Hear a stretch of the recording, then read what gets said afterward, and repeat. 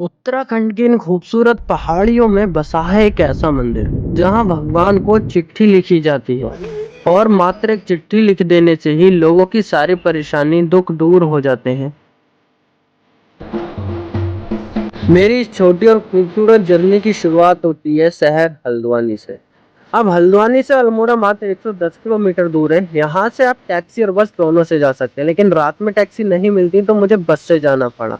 और बस मुझे रात के 3 बजे ले जाकर छोड़ देती है अल्मोड़ा। और मैंने बिल्कुल नहीं सोचा था कि अल्मोड़ा मेरी ऐसी गुड मॉर्निंग करेगा।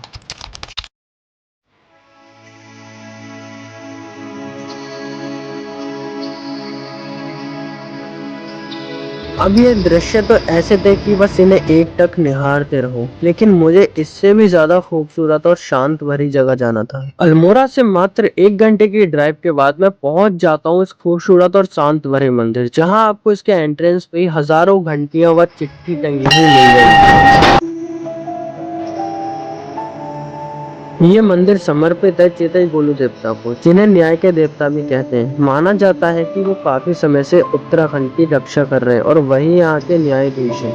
और इसी के साथ यहाँ का एनवायरनमेंट इतना शांत था।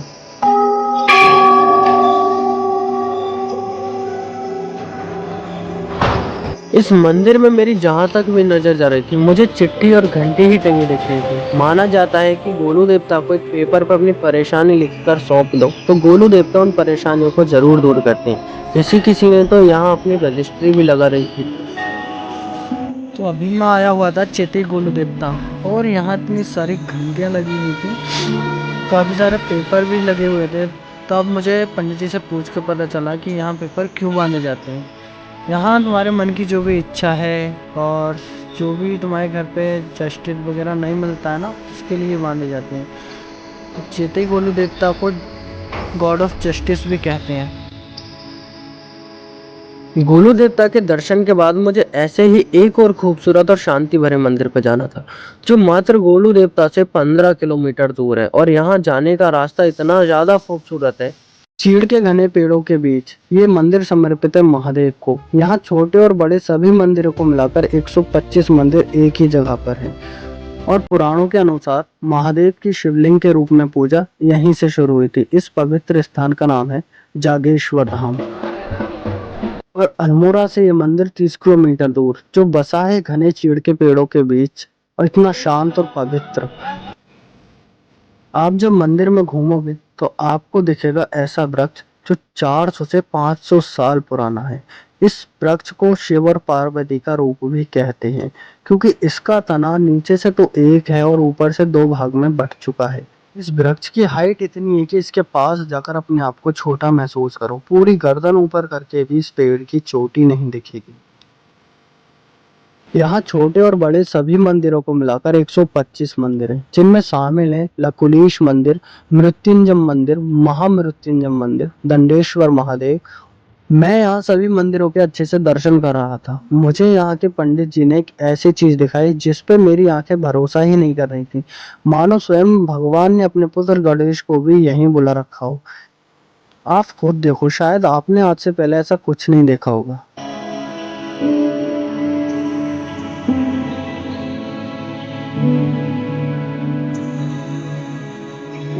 12 ज्योतिर्लिंग में इस मंदिर को 8वां स्थान मिला है। यहाँ का एनवायरनमेंट इतना खूबसूरत और शांत है कि आपका यहाँ से जाने का मन ही नहीं करेगा।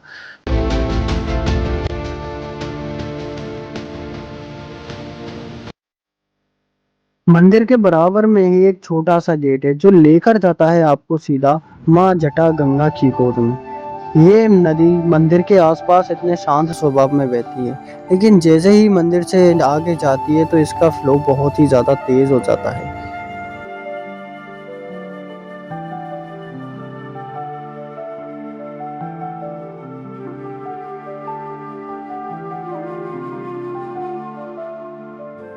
जागेश्वर धाम से 400 से 500 मीटर की दूरी पर है कुबेर देव महाराज का मंदिर, जहां जाने का रास्ता इतना ज्यादा खूबसूरत है कि यहां से आगे बढ़ने का मन ही नहीं करे। लेकिन यहाँ जाने के लिए करना पड़ता है एक छोटा सा बहुत खूबसूरत सा ट्रैक, जो कि आप आसानी से कर लोगे। थोड़ी दूर ट्रैक करने के बाद आप पहुंचोगे एक ब्रिज पे। इस ब्रिज को क्रॉस करते ही आपको दिखेगा नीचे ब्रह्मकुंड, जो कि अभी तो शांत है लेकिन मानसून के टाइम में इसमें पानी बहुत ज्यादा हो जाता है।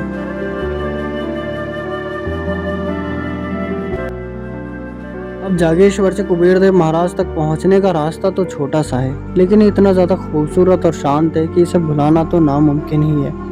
और कहते हैं ना, रास्ता भले ही छोटा हो लेकिन यादगार और खूबसूरत होना चाहिए, वरना गलियां तो हमने अपने गांव की भी बहुत नापी हैं। और ये छोटी छोटी सी खूबसूरत सी सीढ़ियां ले जाती हैं हमें कुबेर महाराज के चरणों में। जहाँ लक्ष्मी देवी को धन की देवी कहा जाता है, वहीं कुबेर महाराज को धन का रक्षक कहते हैं। अब मंदिर में शूट का अलाउड नहीं था, तो मैंने वहाँ शूट नहीं किया और ना ही उन्होंने करने दिया। तो हम मंदिर से वापस आकर रुक जाते हैं इस ब्रिज पे, जहाँ के नज़ारे कुछ ज्यादा ही खूबसूरत होते हैं।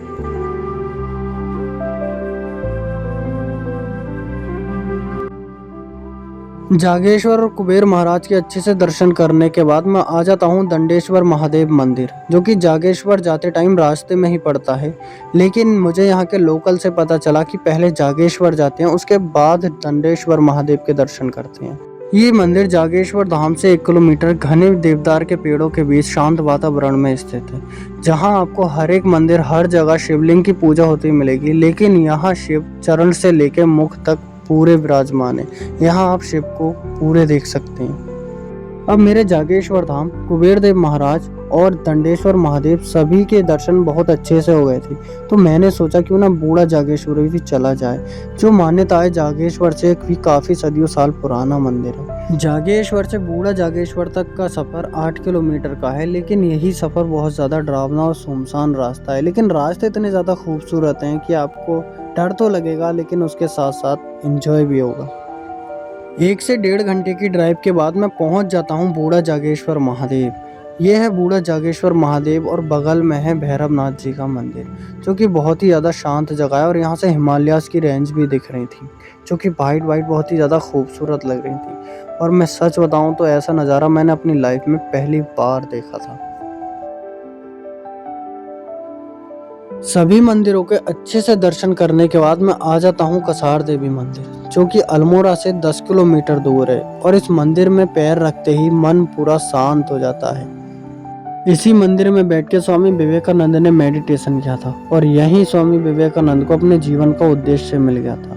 यहाँ का वातावरण इतना शांत है, मानो यहाँ हवा भी आपके कानों में कुछ गुनगुना के जा रही हो।